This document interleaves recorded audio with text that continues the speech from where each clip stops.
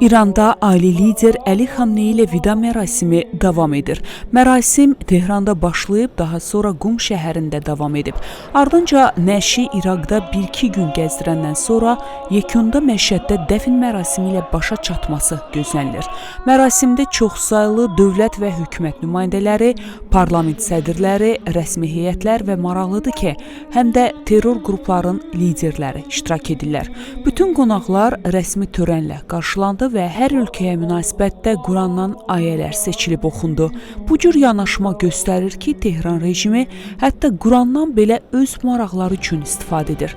Təsəvvür edin, rəhbərlərini bastırmaq fürsəti əldə ediblər və bunları adam yerinə qoyub mərasimə qatılan ölkələrə Quran ayələri vasitəsilə sətraltı söz soxurlar. Cılızlığın, düşmənçiliyin səviyyəsinə fikir verin. Özü də tək rəsmi dövlət nümayəndələrinə yox, həm də xoşları gəlməyən, onlara müxalif olanlara da eyni münasibət bəsləyirlər. Belə bir vəziyyət Azərbaycana münasibətdə də nümayiş olundu. Belə ki, Azərbaycan nümayəndə heyəti zala daxil olduğu zaman Ali İmran surəsinin 139-cu ayəsi səsləndirilib. Stat: acizlik göstərməyin, kədərlənməyin. Əgər möminsinizsə, siz üstün gələcəksiniz. Statın sonu. وَلَا تَهِنُوا وَلَا تَحْزَنُوا وَأَنتُم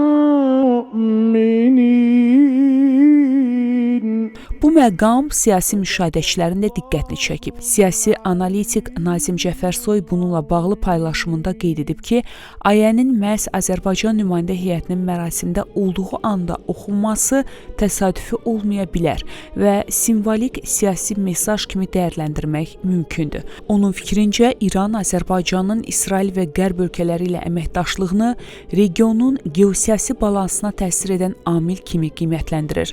Analitik hesab edir ki, ayənin seçimi Bakıya regional proseslərdə ehtiyatlı davranmaq, yeni geosiyasi reallıqları nəzərə almaq və strateji qərarlarda diqqətli olmaq barədə mesaj kimi şərh oluna bilər.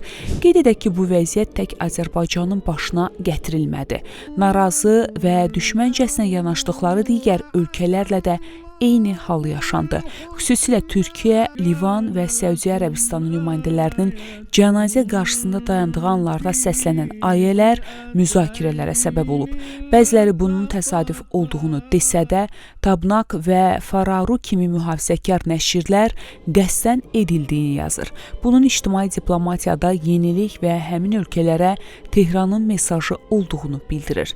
Məsələn, İslamın iki ayrı qolunu təmsil edən və zaman-zaman İranla gərginlik yaşayan Tehranın düşməni Vaşinqtonla sıx əməkdaşlıq edən, hətta son müharibədə ABŞ-ni dəstəklədiyi bildirilən Səudiyyə Ərəbistanı nümayəndələrinin gəlişi zamanı Əl-İmran surəsindən 13-cü ayə oxunub və Bədir quyuları savaşı xatırladılıb. Stat: Bədirdə qarşı-qarşıya gələn bu iki qrupda sizlər üçün böyük ibrət var.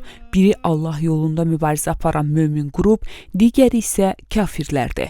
Onlar kafirlərin sayca 2 qat artıq olduqlarını öz gözləri ilə görürdülər. Allah istədiyi kəsi öz köməyi ilə qüvvətləndirir. Həqiqətən bunda bəsirət sahibləri üçün bir ibrət vardı. Statın sonu. Quran ayələri üzərindən verilən mesajlar İranda da bir mənalı qarşılanmayıb. Bəziləri bunu müharibə dövründə sərgilənən yanaşmalara uyğun doğru atılmış addım adlandırır. Bəziləri isə başsağlığı vermək üçün Tehrana səfər edən xarici ölkə rəsmilərinə qarşı bu hərəkətin doğru olmadığını bildirib. Lakin İran kütləvi informasiya vasitələri və böyük əksəriyyət ayələrin təsadüfən səslənmədiyi, hər ölkəyə görə seçildiyi iddiasında həmfikirdir. Bizim fikrimizcə bu addım öz ölüsünə hörmət qoymayan bir ovuc terrorçunun başsağlığına gələn sivil dünya dövlətlərinə yumşaq desək əxlaqsızlığıdır.